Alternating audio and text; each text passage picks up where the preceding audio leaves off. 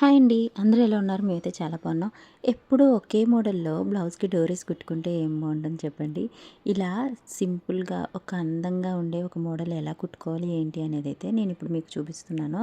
So, ఇది చాలా simple అండి. ఏం లేదు, మనం ఈ కోన్ రౌండ్ షేప్ కాకుండా ఒక సైడ్ ఇలాగా హాఫ్ సర్కిల్ షేప్‌లో కట్ చేసుకోవాలనమాట. మీ దగ్గర ఒకవేళ క్లాత్ ఎక్కువ ఉంటే ఆ క్లాత్తోని అలా కట్ చేసుకోవచ్చు. నా దగ్గర క్లాత్ కొంచెం తక్కువ ఉండడంతో నేనేంటంటే ఇలా 2 క్లాత్స్ అయితే అటాచ్ చేస్తున్నాననమాట. నేను బ్లౌజ్‌కి థ్రెడ్ కూడా బయటది కొని వేయలేదు. మన ఇంట్లో ఉండే పైపింగ్ క్లాత్ ఉంటుంది కదా, ఆ క్లాత్తోనే థ్రెడ్ కూడా కట్ చేసి థ్రెడ్ లాగా అయితే కుట్టాను. మీకు అది కూడా కావాలంటే నేను అది ఎలా కుట్టాలి ఏంటి అనేది అయితే నేను మీకు చూపిస్తాను. మీకు ఇంకా టైలరింగ్ కోసం ఏమైనా డౌట్స్ అవి వచ్చినా నాకు కమెంట్ బాక్స్లో అయితే కమెంట్ చేయండి. నేను వాటి కోసం నేనైతే వివరంగా చెప్తానన్నమాట.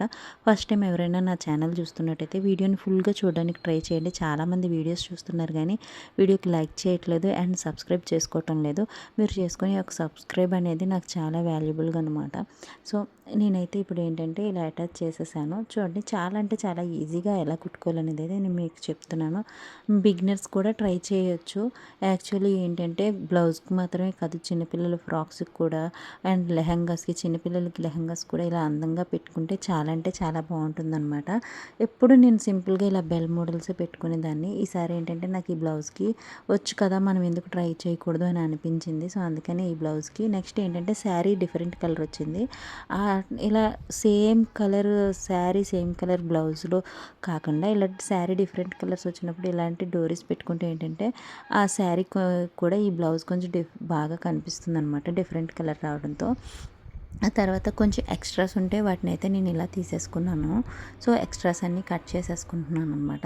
నెక్స్ట్ ఏంటంటే దీనికి మనం సూది దారంతో చిన్న చిన్నవి ఇలా టాకాస్ లాగా వేసుకుంటే దాని ద్వారా ఏంటవుతుంది, మనకి ఒక చిన్న ఇది విసునకర్ర అంటారు కదా, విసునకర్ర షేప్లో వస్తుంది. చాలా అంటే చాలా బాగుంటుంది.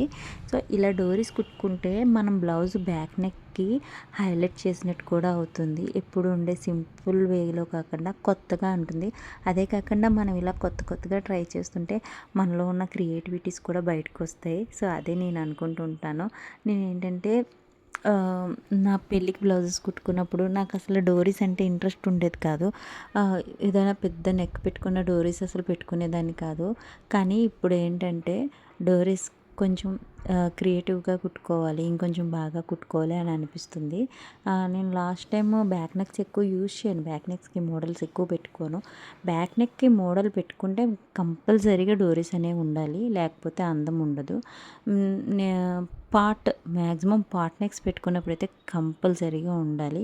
బటన్స్ వేసుకోవచ్చు కానీ బటన్స్ అంత లుక్ ఉండదు, డోరీస్ వేసింది అంత లుక్ అయితే ఉండదు. చూడండి, డోరీ వేయడంతోనే కాకుండా పైన నేను అలా సింపుల్గా వదిలేస్తే బాగోదండి. అది చూసారా, దానికి మనం మళ్ళీ గోల్డ్ కలర్ యాడ్ చేయడంతో అది చాలా అంటే చాలా లుక్ వస్తుంది. ఈ శారీ కట్టుకొని కూడా నేను మీకు ఒకసారి ఆ బ్లౌజ్ అది డిజైన్ కూడా చూపిస్తాను. ఈ శారీ బ్లౌజ్కి నేను బ్యాక్ నెక్ అయితే చాలా అంటే చాలా కొత్తగా కూడా డిజైన్ చేశాను.